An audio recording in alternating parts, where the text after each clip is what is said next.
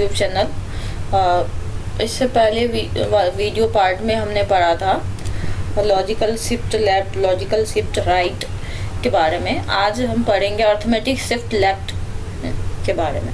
Arithmetic shift left जो है वो सेम होती है लॉजिकल शिफ्ट लेफ्ट के तरह। इसमें भी उसी तरीके से होता है।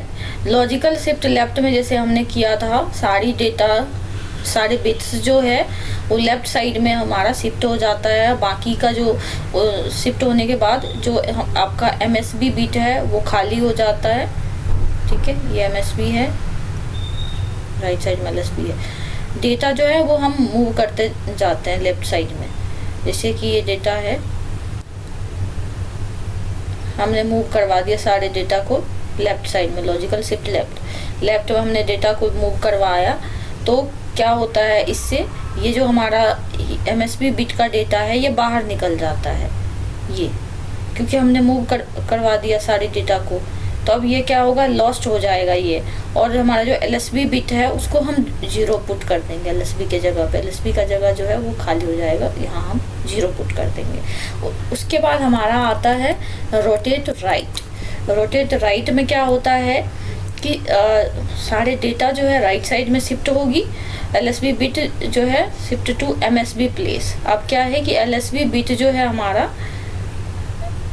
सारे डेटा हमारा राइट साइड में शिफ्ट होगा। जैसे कि ये डेटा है हमारा यहाँ आ गया, ये यहाँ, ये यहाँ, ये यहाँ, ये यहाँ, ऐसे करके 1 बाय 1 सारे बिट हमारा राइट साइड में शिफ्ट हो जाएगा। इससे क्या होगा, MSB बिट जो है ये स्पेस ये खाली हो जाएगा हमारा, और LSB बिट जो है ये बाहर निकल जाएगा, क्योंकि LSB बिट की जगह पर उसके बगल वाले जो बिट्स है वो आ जाएंगे।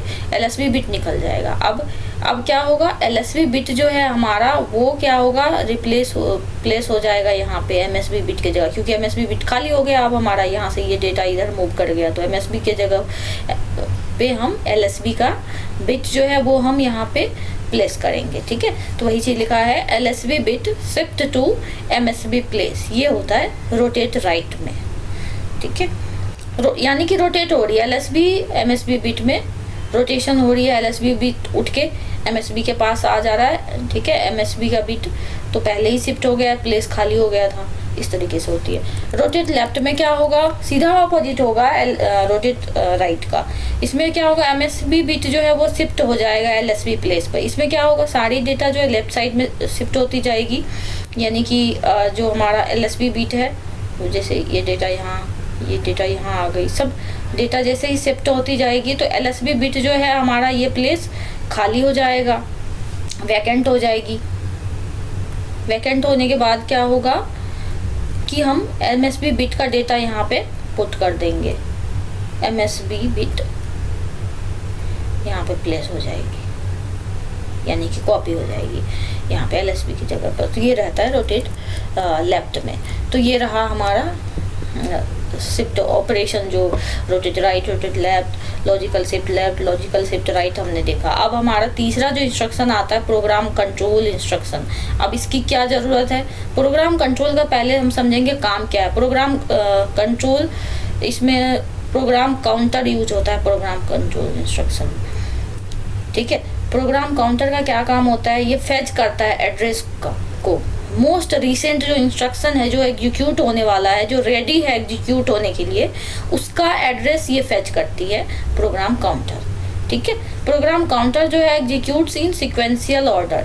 प्रोग्राम काउंटर हमेशा सीक्वेंशियल ऑर्डर में एग्जीक्यूट होती है 1 बाय 1।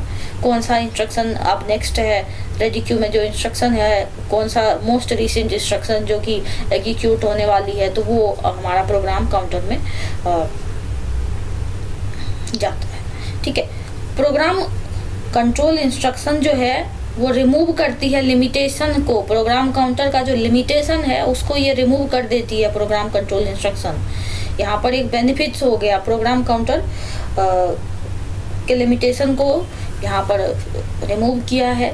एक नए फीचर से ऐड ऑन हुए प्रोग्राम कंट्रोल इंस्ट्रक्शन के थ्रू। ठीक है, इसमें एज सिक्वेंशियल एग्जीक्यूशन, इसमें क्या होगा, सिक्वेंशियल एग्जीक्यूशन इम्प्लीमेंट हुआ है और लिमिटेशन को रिमूव कर दिया है। ठीक है, program control instruction removes limitation of program counter as sequential execution. उसके बाद हमारा एक ब्रांच इंस्ट्रक्शन भी आता है। ब्रांचिंग में क्या होता है, कंडीशनल होगा, अनकंडीशनल होगा, ठीक है। अनकंडीशनल के अंदर टारगेट एड्रेस गिवन रहता है और हमारा ये जंप, स्कीप, ये सारी चीज़ें यहाँ पे रिटर्न होती है, ठीक है। तो यहाँ तक हमने देखा। नेक्स्ट वीडियो में हम पढ़ेंगे, आगे के टॉपिक में हम आपसे डिस्कस करेंगे, ठीक है। इतना के लिए थैंक यू। अगर कोई भी क्वेरी आती है तो आप हमें कमेंट सेक्शन में बता सकते हैं, हम सुधार करने की कोशिश करेंगे, ठीक है। नेक्स्ट वीडियोज में नेक्स्ट टॉपिक के साथ हम उपस्थित होंगे। Thank you.